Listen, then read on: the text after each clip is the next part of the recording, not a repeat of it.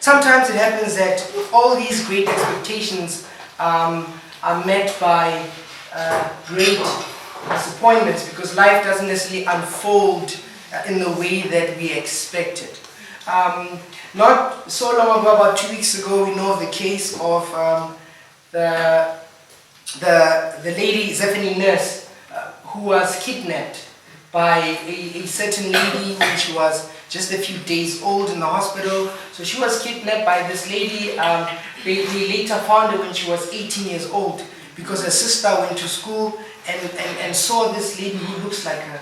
And she went home, she told her mother that, "Mommy, there's somebody who looks like me at school." And the mother, knowing that I had lost a child, wanted to then investigate. They investigated and they found that this now girl who looks like the sister is actually the biological sister.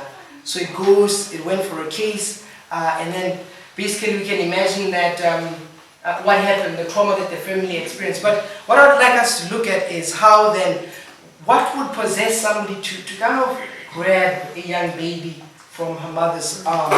I was there looking at my daughter being born, and I can just imagine what that might have felt like if somebody just came a few days later and just grabbed that baby. But somebody did that, so we can wonder why then people are very interested in having children of their own, or how can somebody want such a precious gift to go to that extent. So there are these great expectations that people have and that people sometimes become desperate.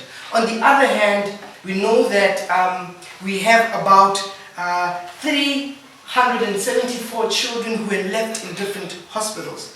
And because of fear, resentment and poverty, when they check hospitals like Lerato, in Krugersdorp, I think they call it Mohali City now, in Bara, in Mamelodi West, they checked for a period of 3 years. They noticed that about 400 children were abandoned there.